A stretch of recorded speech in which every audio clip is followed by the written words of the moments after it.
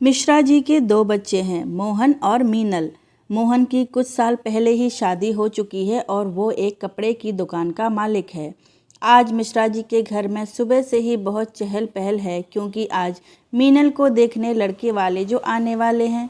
लड़के वाले बहुत ही अमीर हैं, इस कारण मिश्रा जी सुबह से ही बड़े ही चिंतित हैं। थोड़ी सी गलती पर ही सबको डांटे जा रहे हैं। मीनल की भाभी आज खुद मीनल को तैयार कर रही हैं। मीनल ने अपनी स्वर्गवासी माँ की हरी साड़ी पहनी है, उस पर हल्का सा मेकअप और बाल खुले रखे हैं। इतने में लड़के वाले भी आ गए। मोहन और मिश्रा जी उनका अच्छे से स्वागत करते हैं और मिश्रा जी रमेश से कुछ सवाल पूछते हैं। रमेश भी हर सवाल का बड़ी विनम्रता से जवाब देता है। मिश्रा जी को रमेश के परिवार वालों का बर्ताव इतना अच्छा लगता है कि वो मन ही मन शादी के सपने भी देखने में खो जाते हैं। वहीं मीनल भी हाथ में चाय की ट्रे लेके साथ आती है और रमेश उसको देखता ही रह जाता है। फिर मिश्रा जी ने रमेश के परिवार वालों से पूछा कि अगर आपको कुछ पूछना है तो पूछ लीजिए। तब रमेश की माँ ने पूछा। पापा ने कहा, हमें मीनल से कुछ नहीं पूछना है, क्योंकि हम पहले से ही मीनल से मिल चुके हैं। मिश्रा जी ने आश्चर्य से प्रश्न किया, कहाँ और कब? तब वर्मा जी ने बताया कि जब कुछ दिन पहले मैं और मेरी पत्नी पैदल घर जा रहे थे, तब हमने देखा एक तेज रफ्तार में एक मोटरसाइकिल 3-4 साल के बच्चे की तरफ बढ़ रही थी। अगर उस वक्त मीनल अपनी जान पर खेलकर उसको ना बचाती तो वो बच्चा आज जीवित ना होता। इस कारण मीनल को भी चोट आई, पर उसने इसकी परवाह ना करते हुए लोगों की मदद से उस चालक को ना ही पकड़वाया, बल्कि उस बच्चे की माँ को भी खूब समझाया। मीनल के इन्हीं संस्कारों ने हमारा दिल जीत लिया और हम दोनों ने उसी समय मीनल को बहू बनाने के बारे में विचार कर लिया। हाँ, अगर आपको कोई आपत्ति ना हो तो क्या बच्चे एक दूसरे से अकेले में कुछ बात कर लें? मिश्रा जी का कहना तो ना चाहते थे, पर इस रिश्ते को खोने के डर से और अपनी इज्जत के कारण हाँ कर दी। ऐसा नहीं था कि मिश्रा जी पुराने ख्यालात के थे, बल्कि उनको डर था कहीं मीनल अपने अतीत के बारे में सब सच न बता दे। इसी अतीत के कारण उसका कहीं रिश्ता नहीं जुड़ पाया और मिश्रा जी को भी रातों रात वो शहर छोड़ना पड़ा। पर इस बार मीनल चाहकर भी रमेश को अपने डरावने अतीत का सच नहीं बता पाई। मिश्रा जी ने उसको पहले ही अपनी जान देने की धमकी जो दी थी। सच हमेशा ही रिश्तों के दबाव के कारण छुप ही जाता है, पर ज़्यादा देर के लिए नहीं। रमेश को मीनल बहुत ही पसंद आई और उसने हामी भर दी। मीनल को रमेश अच्छा लगा, पर वो उसकी ज़िंदगी बर्बाद नहीं करना चाहती थी। वो इस रिश्ते की नींव सच पर रखना चाहती थी, पर अपने परिवार की खातिर, खासकर अपने पिता की ज़िंदगी के लिए उसने मन से ना सही पर जुबान से हाँ कर दी। फिर उसी समय दोनों का रोका भी हो गया। रमेश तो बहुत खुश था, पर मीनल अंदर ही अंदर घुट रही थी। बनावटी मुस्कुराहट थी उसके चेहरे पर, जो सिर्फ मिश्रा जी देख पा रहे थे और शायद रमेश भी। सब अच्छे से हो गया, पर मीनल अपने कमरे में रोए जा रही थी और खुद को कोसती भी। उसने आखिर ऐसा क्यों किया? क्यों नहीं रमेश को सच बताया? बच्चों को जीवन भर सच बोलने के लिए कहती है और आज खुद ही झूठ बोल गई। मीनल को इन सब का दुख तो था ही, पर उससे ज़्यादा गुस्सा था कि उसने गलत किया और उसमें उसकी क्या गलती है। आखिर यही सवालों के जवाब ढूंढते ढूंढते वो कब अतीत की यादों में खो गई, उसको पता भी ना चला। जब वो कॉलेज के आखिरी साल में थी और समीर ने उसको प्रपोज किया था, पर उसने यह कहकर मना कर दिया था कि वो अभी सिर्फ अपने कैरियर पर ध्यान देना चाहती है, ना कि प्यार शादी में, और हम सिर्फ बेस्ट फ्रेंड हैं, इससे ज़्यादा कुछ नहीं। उस वक्त समीर बिना कुछ कहे चला गया। मीनल भी घर आ गई, पर उसको लगा शायद उसने कुछ ज़्यादा ही कह दिया। लेकिन जब दोबारा सोचा तो उसे लगा समीर की जब मैं इतनी खिंचाई करती हूँ, उसका इतना मजाक उड़ाती हूँ, तब वो बुरा नहीं मानता तो अब क्या मानेगा। पर इधर ही वो गलत थी। कुछ दिन समीर कॉलेज नहीं आया। मीनल को थोड़ा अजीब तो लगा, पर परीक्षाएं सर पर होने के कारण उसने ज़्यादा ध्यान नहीं दिया। जब कॉलेज ख़त्म होते ही मीनल हमेशा की तरह बस स्टैंड की ओर जा रही थी। एक सफ़ेद गाड़ी उसके सामने आकर रुकी। जब तक वो कुछ समझ पाती तभी दो मुंह ढके आदमी ने उसको अंदर खींच लिया। मीनल ने हाथ पैर हिलाने की बहुत कोशिश की, चिल्लाया भी, पर कुछ फर्क ना पड़ा। कुछ ही देर में गाड़ी रुकी और दरवाज़ा खुला तो समीर को सामने खड़ा पाया। समीर मीनल को पकड़ते हुए अपने आलीशान घर में ले गया। मीनल को पटकते हुए उसकी खूब बेइज्जती की और उसके प्यार को ठुकराने के लिए उसे मारा भी। मीनल को यकीन ही नहीं हो रहा था कि ये वही सीधा दब्बू समीर है जिसका वो खूब मजाक उड़ाया करती थी। पर जब एक लड़का एक लड़की की नाक को अपना अपमान समझता है और उसका घमंड, तो उसकी सोचने की शक्ति गायब हो जाती है और वो एक राक्षस बन जाता है। मीनल ने उसको खूब समझाया, खूब रोई, उसके पैर पड़े, पर वो समीर उसको अपनी शान समझ रहा था और उसकी मजबूरी को वो राक्षस नहीं समझा और नोच नोच के उसके शरीर को खाने लगा। मीनल ने अपने को बचाने की खूब कोशिश की, पर सब बेकार। उसकी दर्द भरी चीखें भी उस राक्षस को रोक नहीं पाईं। वही मिश्रा जी मीनल को शाम से ही हर जगह खोज रहे थे। ना जाने कितने चक्कर पुलिस स्टेशन के भी लगाए, पर पुलिस वालों ने यह कहकर इनकार कर दिया कि हम बालिग बच्चों की मिसिंग कंप्लेंट 24 घंटे से पहले नहीं लिख सकते। पर मिश्रा जी के बार बार मिन्नतें करने पर पुलिस वालों ने ऊपरी तौर पर मदद करने के लिए हाँ कर दी और 2 पुलिस वाले मिश्रा जी के संग भेज दिए। पर रात तक भी कुछ पता न चला और मिश्रा जी घर आ गए। पर जब खिड़की दरवाज़ा बंद देखा तो उन्होंने कुछ अजीब सा लगा या कुछ अनहोनी की चिंता हुई। तब उन्होंने ज़ोर से दस्तक दी और तेज आवाज़ में चिल्लाया। झट से माला जी ने उनको अंदर खींच लिया। मिश्रा जी को अपनी पत्नी का यह व्यवहार अटपटा तो लगा, पर जैसे ही वो कुछ बोलते उससे पहले ही माला जी जोर जोर से रोने लगी और मिश्रा जी को लेकर मीनल के कमरे की ओर चल दी। जब मिश्रा जी ने अपनी बेटी को इस हालत में देखा तो वो सब समझ गए और धड़ाम से ज़मीन पर गिर गए। माला जी भी उनके बगल में ही बैठकर रोने लगी और साथ में उस हैवान को गाली भी देती जा रही थी। कुछ देर बाद मिश्रा जी खुद पर संयम रखते हुए अपनी पत्नी से पूछा कि उन्हें मीनल कहाँ मिली। ये सुनते ही माला जी दहाड़े मार मारकर रोने लगी और बताया कि जब मैं बालकनी में आपको देखने आई तब मैंने देखा कि एक सफ़ेद गाड़ी आई और उसमें से 2 आदमी किसी को पकड़े हुए नीचे उतरे और बेरहमी से उसको रास्ते में फेंक कर वो दोनों आदमी गाड़ी में बैठकर चल दिए और वो उठने की कोशिश कर रहा था, पर शायद बेसुध होकर उधर ही गिर गया। मुझे ये कुछ अटपटा लगा तो मैंने नीचे जाकर देखा और देखा कि वो कोई और नहीं, मीनल थी। पूरे शरीर पर चोटें, कपड़े फटे हुए, बाल बिखरे हुए, बेहोश थी। जैसे तैसे मैं उसको अंदर लेकर आई और फट से डॉक्टर को भी बुला लिया।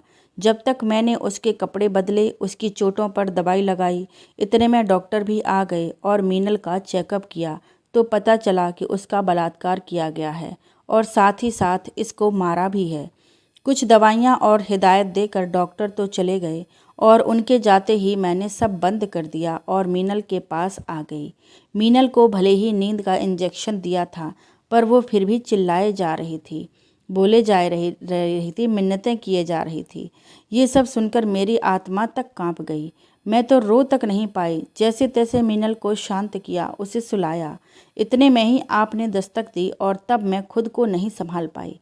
मिश्रा जी ने उसी वक्त पुलिस को कॉल किया और सारी बात बताई, पर मीनल के बेहोश होने के कारण कार्यवाही तो 2 दिन बाद ही शुरू हुई, जब मीनल होश में आई और समीर के बारे में सब उगल दिया।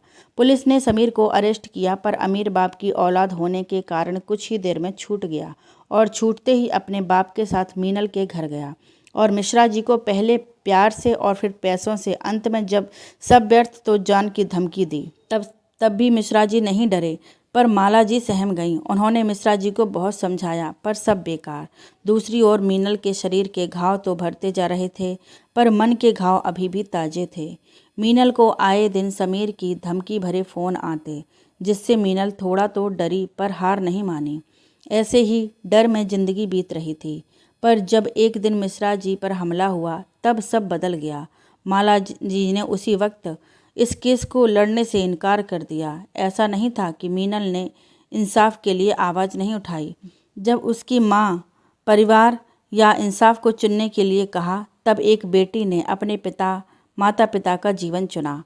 अब तक पूरे मोहल्ले को मीनल के बारे में पता लग गया था। कुछ तो उसका साथ देते और कुछ उसके ही चरित्र को गलत बताते। मिश्रा जी के परिवार का जीना ही मुश्किल हो गया था। मीनल तो अब घर के अंदर ही रहती, जैसे वो खुद गुनहगार है। ये सब जैसे वो खुद चाहती थी। मीनल 1 महीने बाद भी जीवन के उस काले भाग को भुला नहीं पाई थी। समाज की सोच से तंग आकर मिश्रा जी ने इस शहर को ही छोड़कर जाने का फैसला किया। पर इस फैसले की यही वजह नहीं थी, बल्कि एक और कारण था। वो ये था कि मीनल की माँ कि मीनल माँ बनने वाली थी और मीनल किसी भी कीमत पर इस नन्ही सी जान को मारना नहीं चाहती थी। परिवार वालों ने खूब समझाया पर उसने मना कर दिया। ये कितनी गलत बात है, जुर्म कोई और करे और भुगते कोई बेगुनाह। समाज आज भी अपराधियों का ही साथ देता है। अगर कोई बिन ब्याही औरत माँ बनती है तो आज भी उसको सुनना पड़ता है, और उस नन्ही सी जान को जिसका इसमें कोई दोष नहीं होता, समाज ये नहीं देखता वो औरत बिन ब्याही माँ अपनी इच्छा से नहीं बल्कि एक राक्षस के कारण बनी है।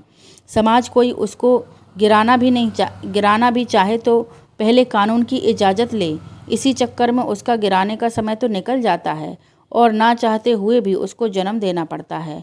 और कभी कभी इस देश का न्याय उस पीड़िता की दरखास्त को नज़रअंदाज कर देता है, और जब एक औरत खुद उस पाप को दुनिया में अपनी इच्छा से लाना चाहे तो यह समाज उस माँ और उसके बच्ची को जीने नहीं देता। हमेशा उस औरत के घावों को ताज़ा रखता है, बच्चे को अपराध की दुनिया में धीरे धीरे धकेलता जाता है। हाँ, जब कीचड़ फेंकने वालों में से ही किसी की औरत के साथ होता है तब वो सही और बेचारी और दूसरा राक्षस, तब सबके मुंह पर जैसे ताला ही लग जाता है। आखिर कब समझेगा हमारा समाज गलत और सही में फ़र्क। माला जी मीनल को लेकर अपनी बहन के घर चली गईं और मिश्रा जी अपने बेटे बहू के साथ नए शहर में आ गए, जिधर किसी को कुछ नहीं पता। समय बीतता रहा और मीनल ने एक सुंदर बेटे को जन्म दिया जिसका नाम उसने अंश रखा। वो तो बहुत खुश थी, पर परिवार में फिर से मातम छा गया। 3 महीने और गुजर गए। मीनल का सारा वक्त अंश के साथ ही बीतता, पर अपने वादे के मुताबिक अंश को अभी से उसको अपनी मौसी की गोद में डालना था और खुद को एक नई दुनिया बसानी थी। अंश से दूर अलग उसकी मौसी विधवा और बे औलाद थी, इस कारण उन्होंने अंश को खुशी खुशी अपना लिया। पर मीनल के लिए ये सब आसान नहीं था, पर अपनी कसम भी निभानी थी और उसकी मौसी ने उससे वादा भी किया था कि वो अंश को अपने बेटे की तरह ही पालेगी और वो जब चाहे मिलने आ सकती है। मीनल भी अपने बच्चे की परवरिश के लिए चुपचाप मान गई, पर वो हर वीकेंड पर अंश से मिलने आती और अपनी गर्मियों की छुट्टियां भी यही मनाती। मिश्रा जी ने उसे कई बार अंश से दूर रहने के लिए कहा, पर अब मीनल खुद एक माँ थी तो वो कैसे खुद को रोकती। ऐसे ही 5 साल गुजर गए और दुनिया की नज़रों में मीनल अंश की बहन है, पर अंश का दिल अपनी माँ को पहचान गया और वो मीनल को दीदी नहीं माँ पुकारता है। मीनल, लो खाना खा लो। मीनल, जब भाभी की आवाज़ आई तब वो अपनी यादों से फिर हकीकत में आई। अगले दिन ही शर्मा जी का फ़ोन आया और उन्होंने 3 महीने बाद का शुभ दिन बताया और साथ में पूछा कि क्या रमेश मीनल को बाहर ले जा सकता है। मिश्रा जी ने इस बार दिल से हाँ कर दी, शायद इसलिए क्योंकि अब उन्हें मीनल पर विश्वास हो गया था। जब मीनल को इस बात का पता चला तो उसने अपने पापा को साफ इनकार कर दिया और स्कूल के लिए निकल गई। कुछ देर बाद रमेश भी आ गया और जब उसने मीनल के बारे में पूछा तो मिश्रा जी ने बहाना बना दिया कि आज उसको स्कूल में कुछ ज़रूरी काम है। रमेश भी चुपचाप चल दिया, पर मिश्रा जी का पारा आज बहुत चढ़ा हुआ था। जब मीनल शाम को आई तो उसको मिश्रा जी ने खूब सुनाया और वो चुपचाप खड़ी सुनती रही। अब तो जैसे यही क्रम बन गया था। ऐसे ही 2 हफ्ते गुजर गए। अब तो रमेश को भी मीनल का उखड़ा उखड़ा बर्ताव खलने लगा था, पर मीनल और क्या करती। वो अपने ही उधेड़ बुन में पूरी तरह फंसी हुई थी। उसके लिए एक तरफ खाई और दूसरी तरफ कुआं था। किधर जाती उसको कुछ भी समझ नहीं आ रहा था। अब रमेश का भी धीरज जवाब देने लगा था। एक दिन जब मीनल शाम को घर लौट रही थी तभी रमेश अपनी बाइक पर आया और मीनल के सामने रोकते हुए उससे बात करने लगा। उस वक्त भी मीनल ने हाँ हूँ में सर हिला दिया और तेज कदमों से घर की ओर बढ़ चली। रमेश उसको खड़ा बस देखता ही रह गया, पर वो आज खुश था, थोड़ी ही सही। मीनल ने उससे आखिर बात तो की। अब तो रमेश स्कूल की छुट्टी होने से पहले ही आ जाता और मीनल का इंतजार करता। मीनल शुरू में तो रमेश की नज़रों से बचकर निकल जाती या फिर उसके जाने तक स्कूल में ही रहती, पर अब रमेश सब समझ चुका था। इस कारण मीनल को अब भागने का कोई मौका मिलता ही नहीं था। समय के साथ साथ मीनल को भी रमेश के साथ अच्छा लगने लगा था, पर उसने कभी जताया नहीं। एक दिन बारिश के कारण रमेश को आने में थोड़ी देर हो गई और मीनल स्कूल के पास की चाय की टपरी पर उसका इंतज़ार कर रही थी। वो आधी भीगी आधी सूखी थी, पर उस वक्त उसका चेहरा गुस्से से लाल था और जैसे ही रमेश आया मीनल ने उसको बहुत सुनाया। मीनल को पता ही नहीं चला उसने अपने दिल की बात कब कह दी और रमेश तो चुपचाप उसकी डांट सुने ही जा रहा था, क्योंकि आज मीनल की डांट में उसके लिए फ़िक्र थी, अपनापन था और उसको जिस लफ्ज़ का महीनों से इंतज़ार था वो मीनल ने कह ही दिया। रमेश ने बीच सड़क पर ही मीनल को अपनी बाहों में भर लिया और उसके माथे को चूमते हुए अपने प्यार का इजहार कर दिया। उधर खड़े लोग उनको देखकर सीटी बजाते या तालियां, और सभी ने अपने प्यार को अपनी बाहों में भर लिया। जब बारिश रुकी तब दोनों को होश आया तो रमेश बहुत खुश था। मीनल को अपने पर विश्वास नहीं हो रहा था, उसने आखिर ये क्या किया, और वो रमेश से हाथ छुड़ाकर घर की तरफ भागने लगी और रमेश वहीं खड़ा देखता रहा। मीनल घर में आते ही अपने कमरे में चली गई और दरवाज़ा बंद करके खूब रोई। सबने दस्तक दी, आवाज़ दी, पर कोई जवाब नहीं। सिर्फ उसने इतना ही कहा कि मुझे मेरे हाल पर छोड़ दो। सुबह मीनल की भाभी ने जब उसको स्कूल जाने के लिए कहा तो मीनल ने तबीयत खराब होने का बहाना बनाकर कमरे में चलती बनी। उसकी आंखें सूजी हुई थीं। तब सुमी समझ गई थी कि मीनल पूरी रात रोई है। जब मिश्रा जी को पता चला तब उन्होंने मीनल से बात करने की कोशिश की, पर सब बेकार। वहीं दूसरी ओर रमेश को मीनल नहीं दिखी तो वह उससे मिलने घर आया, पर मीनल ने बात करने से भी साफ मना कर दिया और आने के लिए भी।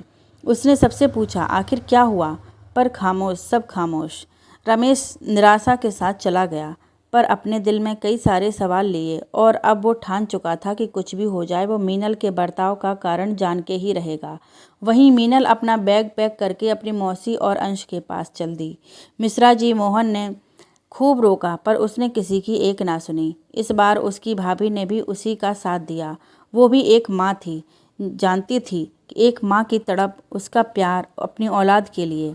मीनल अपने सीने पर पत्थर रखकर इतने साल अपने बेटे से दूर रही है, पर अब एक माँ का सब्र टूट चुका। अब वो किसी समाज से नहीं दबेगी। जाते जाते मीनल ने एक लिफाफा अपनी भाभी के हाथ में दिया और कहा इसको रमेश को दे देना।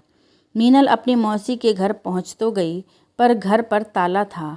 आस पड़ोस से मालूम किया तो पता चला कि वो 1 हफ्ते से बीमार थी। इस कारण उनको 2 दिन पहले ही हॉस्पिटल में एडमिट कराया है। और जो उनका बेटा अंश, वो कहाँ है? वो हमारे पास है। मीनल ने शुक्रिया करते हुए आगे पूछा, आपने हमें फ़ोन क्यों नहीं किया? किया था, और आपके पापा आए थे, उन्होंने ही तो अस्पताल के बिल भरे, और जब अंश को ले जाने के लिए कहा तो उन्होंने साफ मना कर दिया। आप चिंता मत करिए, मैं अंश का पूरा खर्चा दूंगा, पर बस आप इसे अपने पास ही रखिए। इतना कहकर और पैसे थमाते हुए वो चलते बने। हमें कोई तकलीफ़ नहीं हुई तो कॉल नहीं किया, और ना ही उन्होंने। मीनल को ये जानकर बहुत गुस्सा आया, पर करती तो क्या करती। वो फिर सीधा अपनी मौसी से मिलने गई तो डॉक्टर ने जो बताया उसको सुनकर मीनल को बहुत धक्का लगा। खुद को संभालते हुए पूछा कि इनके पास कितना समय है। डॉक्टर ने कहा ज़्यादा से ज़्यादा 1 महीना, क्योंकि ये ब्रेन ट्यूमर की आखिरी स्टेज पर हैं। आपको इनको घर तो ले जा सकती हैं, पर याद रहे इनको ज़रा सी भी परेशानी ना हो, वरना मीनल अपनी मौसी को घर ले आती है और उसके पूछने पर झूठ बोल देती है कि पापा ने भेजा है आपकी देखभाल करने के लिए। अंश भी अपनी दोनों माँ को देखकर खुश हो जाता है। मीनल की मौसी को सिर्फ अंश की चिंता थी, आखिर अब उसका क्या होगा। मीनल अपनी मौसी की हालत से दुखी तो थी, पर अब उसको इस बात की खुशी थी कि अंश अब मेरे साथ ही रहेगा। समाज अब इसको नाजायज़ नहीं बुलाएगा। भले ही मैं दुनिया की नज़र में इसकी बहन हूँ, पर ये तो मेरा ही अंश है। आज इतने सालों बाद मीनल का सर फिर से भगवान के चरणों में झुका था, क्योंकि आज एक बार फिर उसने न्याय किया था। उसने ही अलग किया था और उसने ही मिलाया भी। आज वो बहुत खुश थी। एक पल के लिए वो रमेश को भी भूल सी गई थी। वहीं रमेश मीनल को कांटेक्ट करने की बार बार कोशिश कर रहा था, पर सब नाकाम। कुछ दिन ऐसे ही गुजर गए। रमेश अब पूरे तरीके से निराश हो गया था। उसने मीनल के घर जाना भी बंद कर दिया, और शर्मा जी भी अपने बेटे की ऐसी हालत देखकर घुटे जा रहे थे। पूछने पर ना ही रमेश कुछ बोलता और ना ही मिश्रा जी कुछ बताते। मीनल जहां अपनी मौसी की देखभाल में लगी थी, वहीं रमेश की याद उसे सताती। सुमी ने ही अब कदम बढ़ाया। अपने परिवार के खिलाफ जाकर उसने मीनल की दी हुई चिट्ठी रमेश को दे दी, और रमेश ने तुरंत उसको खोलकर पढ़ना शुरू किया। जब वो ख़त्म हुई तब उसकी आंखें नम थीं, और शायद मीनल के लिए गुस्सा या कुछ और, पता नहीं। हाँ, पर जब रमेश के परिवार वालों को मीनल की असलियत पता चली तो उनकी भी आंखें नम थीं, क्योंकि उनकी खुद की एक बेटी थी। रमेश की माँ उस राक्षस को कोसे जा रही थी। वहीं अब शर्मा जी को अपने बेटे की इस हालत का जवाब मिल चुका था। मीनल के लिए सहानुभूति सबके दिल में थी, पर कुछ ऐसा हुआ जिसने फिर सैलाब ला दिया। शर्मा जी उसी समय मिश्रा जी को कॉल किया और मीनल का इतना बड़ा सच छुपाने के लिए खूब सुनाया। मिश्रा जी माफ़ी मांगते रहे, पर शर्मा जी ने अपने गुस्से में एक ना सुनी और रिश्ता ख़त्म करते हुए कहते हुए फ़ोन काट दिया। शायद इसी कारण कोई भी लड़की वाले अपनी बेटी का रिश्ता करते समय अपनी बेटी का ऐसा कोई भी सच नहीं बताते और बल्कि लड़की को भी छुपाने को कहते हैं। लेकिन शादी जैसा पवित्र बंधन के लिए सच्चाई की नींव बहुत ज़रूरी है। ये जानते हुए भी हम झूठ कहते हैं। ये बलात्कार जैसे दुष्कर्म ही नहीं छुपाते। अगर लड़के में भी कोई ऐब होता है तो लड़के वाले भी उसे छुपाते हैं, लेकिन इस कारण उन दो लोगों की ज़िंदगियां हमेशा के लिए बर्बाद हो जाती हैं, सिर्फ कुछ झूठ के कारण। कोई तो तलाक ले लेता है, कोई अधिकतर गरीब या सामान्य परिवार वाले बच्चे इस बोझ को ताउम्र लेकर जीते हैं, कुछ सक्षम ना होने के कारण और कुछ बच्चों के भविष्य के कारण और कुछ समाज के खातिर। या तो जब किसी लड़की का रेप भी होता है और वो केस अगर लड़ती है तो अदालत भी उसका नाम बदल देती है ताकि समाज में उसकी बदनामी ना हो, उसे अपने भावी जीवन में शर्म का पात्र ना बनना पड़े। परिवार के लोग भी समाज के डर के कारण अदालत का दिया हुआ झूठा नाम अपना लेते हैं। कल को लड़की के ब्याह में अड़चन ना आए और उसकी ज़िंदगी में अड़चन ना आए। हमें उन पीड़ित के साथ हमदर्दी तो होती है, पर अगर आज भी वो हमारे घर की बहू बने तो हमें मंजूर नहीं। वो हर लम्हा मुजरिमों की तरह जिए और वो राक्षस आज़ादी से। ऐसा क्यों आखिर? रमेश उधर खड़ा सब सुन रहा था। जब उसने अपने पापा का विरोध किया तो उसकी माँ ने उसे डांट दिया और अपने पति के फैसले को सही कहा। जब रमेश ने अपनी माँ से पूछा कि ऐसा क्यों, तो उन्होंने कहा कि उस लड़की की अब कोई इज्जत नहीं है और हम उस बेइज्जत लड़की को अपने घर की लक्ष्मी कभी नहीं बना सकते। समझ में आई अब तुम्हारी? रमेश ने आगे अब कुछ नहीं कहा, चुपचाप अपना सामान पैक किया और सबके मना करने के बाद भी चल दिया मीनल के पास। सब खड़े देखते रह गए। मिश्रा जी अपनी बहू पर खूब चिल्लाए और मीनल से तो अब सारे रिश्ते तोड़ दिए और सबको चेताया भी कि मीनल से अब कोई रिश्ता नहीं रखेगा और अगर किसी ने रखा तो ये घर छोड़कर जाना होगा।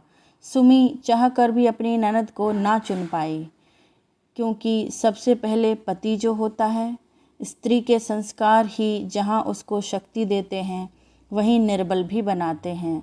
यही तो औरत की ज़िंदगी है, चाहे खुशी से अपनाए या घुट घुट कर।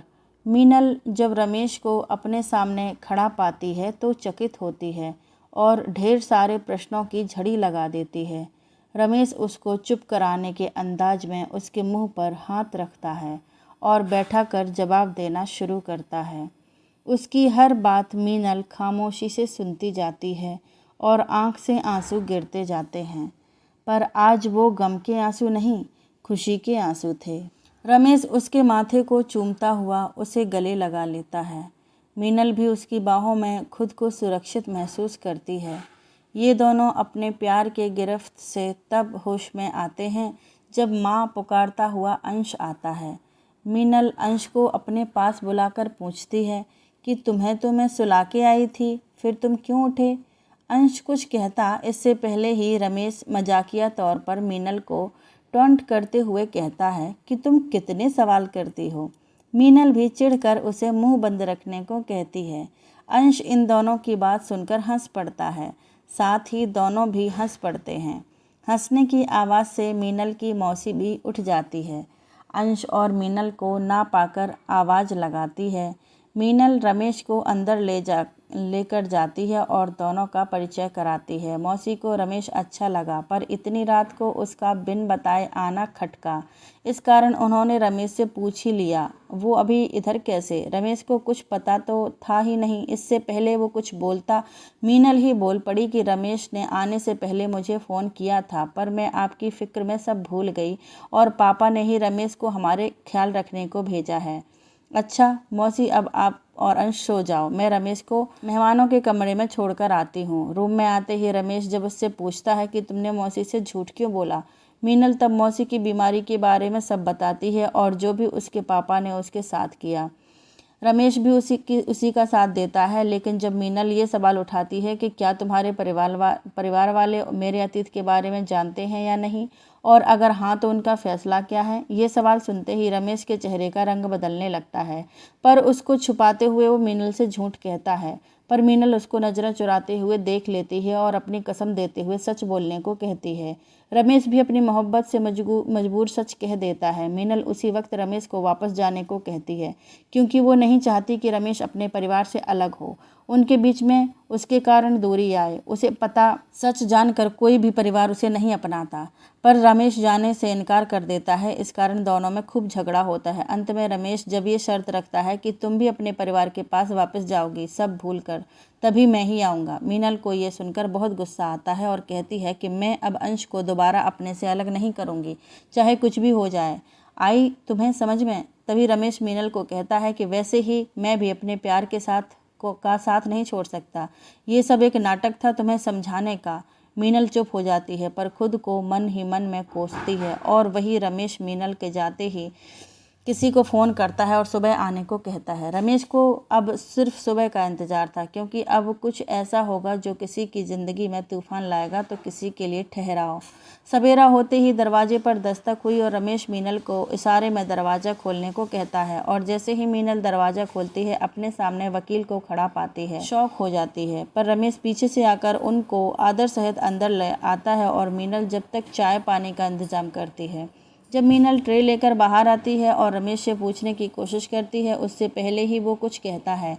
मीनल उसको सुनकर चकित और खुश दोनों होती है, पर फिर समाज परिवार का ख्याल आते ही चेहरे के भाव बदलने लगते हैं और फिर वो साफ मना कर देती है। तभी वकील साहब भी बोल पड़ते हैं कि अब कुछ नहीं हो सकता, क्योंकि केस रीओपन हो चुका है और सारे सबूत अब पूरी तरह से आपके ही हक में हैं। इस बार अगर आप डरी तो आप अपने साथ साथ अपने बेटे के साथ भी गलत करेंगी। तब जाकर मीनल राजी होती है। वकील साहब के जाने के बाद मीनल रमेश का शुक्रिया अदा करती है, पर वो उसको बड़े प्यार से आई लव यू बोलकर चूम लेता है और कहता है, ये मैंने तुम्हारे लिए नहीं बल्कि अपने बेटे को इंसाफ दिलाने के लिए किया है, ताकि आगे चलकर कोई उसे नाजायज़ ना कहे और ना ही वो अपनी माँ को कमज़ोर समझे।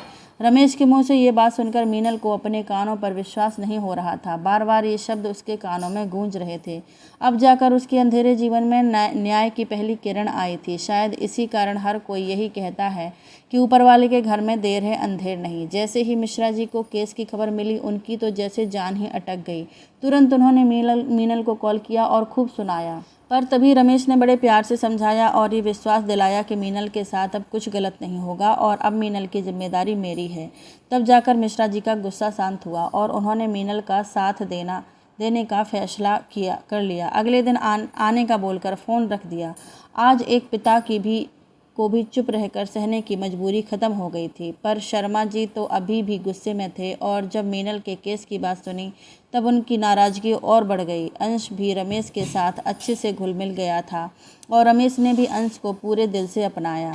अब सब ठीक था, बस सिर्फ एक कमी थी, वो थी रमेश के माँ पापा की, जिसका जिम्मेदार मीनल खुद को मानती है। वहीं समीर आने वाले इस तूफान से बेफिक्र अपनी अय्याशियों में डूबा हुआ अपनी ज़िंदगी के मज़े लिए जा रहा था।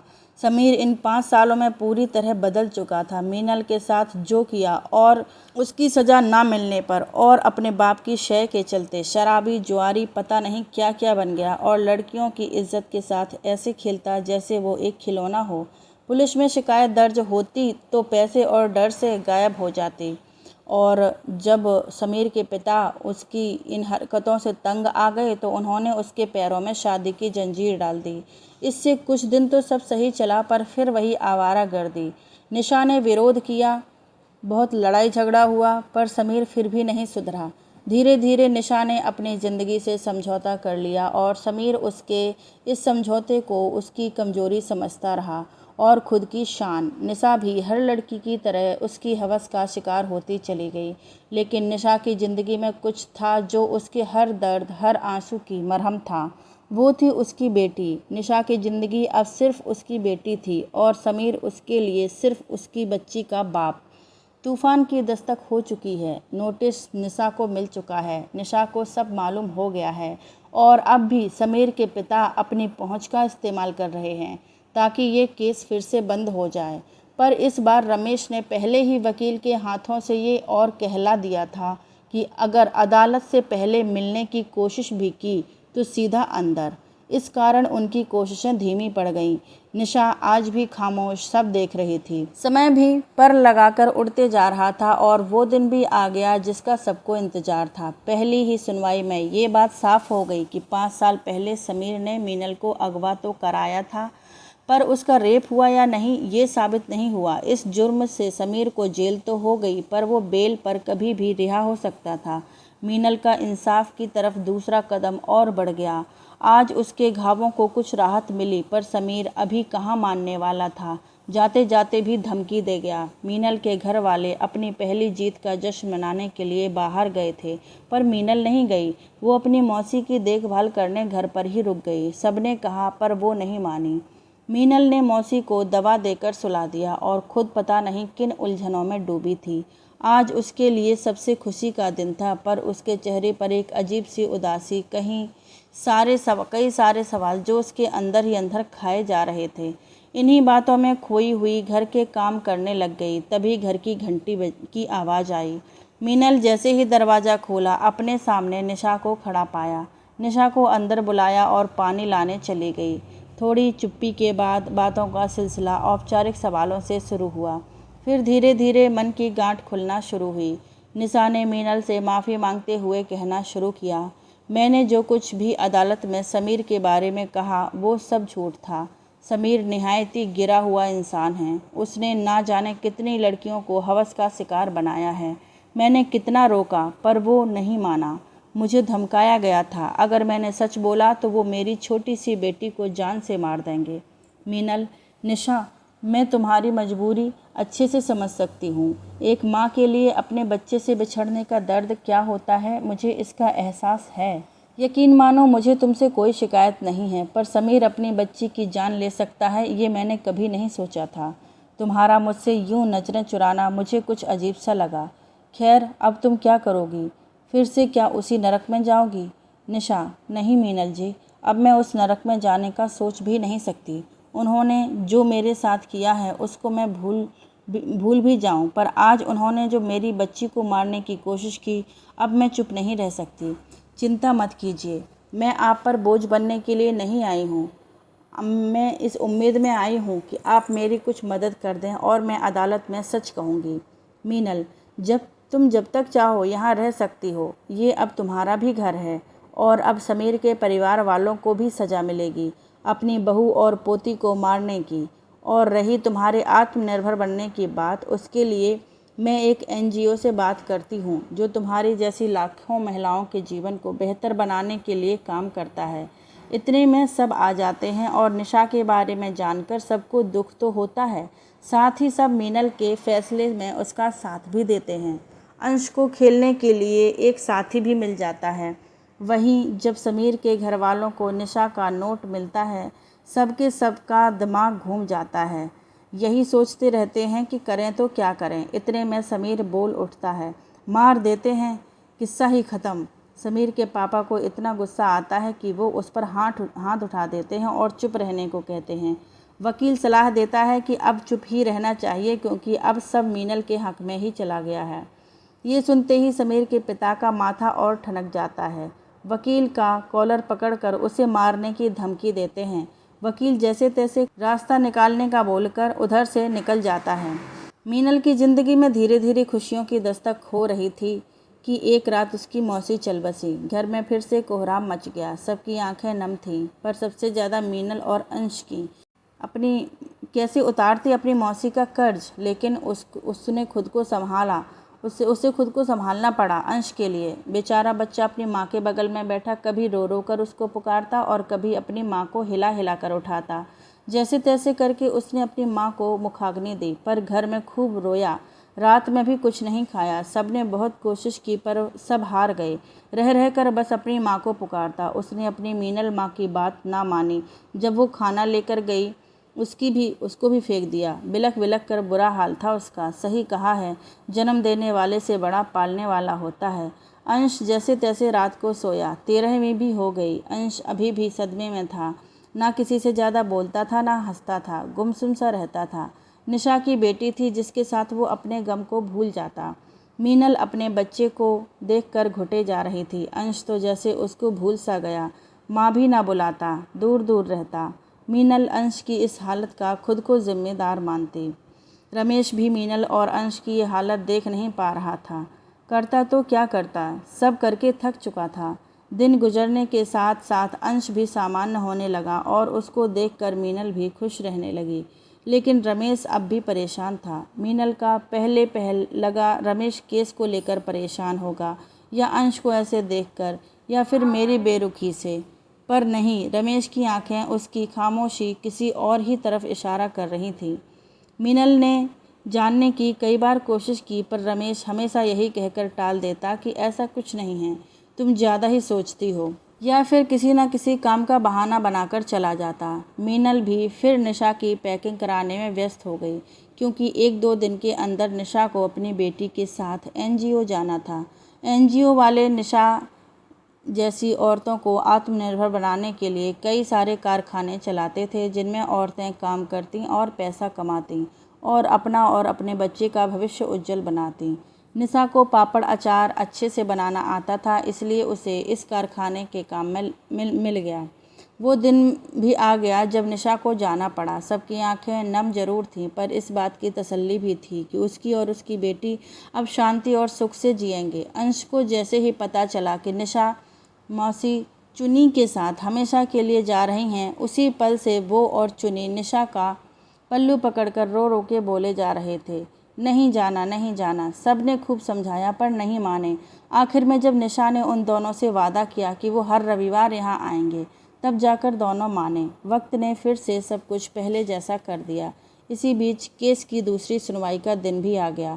निशा की गवाही और जो उसके साथ उत्पीड़न हुए और उसकी बेटी को जान से मारने की कोशिश का खुलासा भी अदालत में हो गया, और अंश के डीएनए टेस्ट से ये साफ साबित हो गया कि समीर ही अंश का बायोलॉजिकल पिता है। अदालत ने समीर को मुजरिम ठहराया और उम्र कैद की सज़ा सुनाई, और साथ ही समीर के परिवार को उसके गुनाह में साथ देने के लिए दोषी ठहराया और उनको भी सज़ा दी। और साथ ही निशा को तलाक के लिए अपील करने को कहा, और साथ ही कहा अगर आप घरेलू हिंसा के लिए केस करना चाहें तो कर सकती हैं। आखिरकार मीनल को न्याय मिल गया और साथ ही निशा को भी। अब सब ठीक था और 2 दिन बाद वह शुभ दिन भी आने वाला था जब मीनल और रमेश हमेशा हमेशा के लिए शादी के पवित्र बंधन में बंध जाएंगे। पर मीनल ने वो बात जान ली जिस कारण रमेश परेशान था, असमंजस में था। पर मीनल नहीं। मीनल रमेश को बिना बताए एक आखिरी कोशिश करने गई, पर जब वो वहाँ पहुँची, जो उसने देखा सुना उसने उसको अपनी नज़रों में ही गिरा दिया और उसने वादा कर दिया। वादा तो उसने कर दिया, पर इसको निभाने के लिए बहुत हिम्मत चाहिए थी, जो शायद अब उसके पास नहीं रही थी। पर फिर भी मीनल ने शादी के मंडप में सबके सामने रमेश से शादी करने के लिए इनकार करते हुए कहा, मैं तुमसे बहुत प्यार करती हूँ। ये ना मेरे लिए आसान है और ना तुम्हारे लिए, पर हमें जीना होगा, अपने लिए ना सही, अपने अपनों के लिए। मैं जानती हूँ तुम्हारी माँ की तबीयत ठीक नहीं है, वो बार बार तुम्हारा ही नाम ले रही हैं, और डॉक्टर ने भी यही कहा कि अगर इनको बचाना है तो इनके बेटे को वही इनकी जीने की उम्मीद है, बुला दीजिए। मैं यह भी जानती हूँ कि तुम उनसे मिलने गए थे। तुमने उनको समझाने की बहुत कोशिश की, पर वो नहीं मानी और तुमने अपने प्यार को चुना। माँ बाप का दिल दुखाकर हम कभी खुश नहीं रह सकते, इसलिए तुम वापस लौट जाओ। हम एक ज़रूर होंगे, पर सबके आशीर्वाद और इच्छा से, और मैं तब तक तुम्हारा इंतज़ार करूँगी। मेरे पति तुम ही हो और अंश के पिता भी तुम हो। जाओ और उनको मनाने की कोशिश करो, वो एक ना एक दिन ज़रूर मुझे दिल खोलकर अपनाएंगे। रमेश, मेरे को सही रास्ता दिखाने और उस पर साथ चलने के लिए शुक्रिया। मैं जा रहा हूँ एक बेटे का फ़र्ज निभाने, पर लौटूंगा तुम्हें अपनी दुल्हन बनके हमेशा हमेशा के लिए अपने साथ ले जाने के लिए। अंश का ख्याल रखना। फ्रेंड्स, वीडियो कैसी लगी कमेंट करके ज़रूर बताइएगा, और हमारी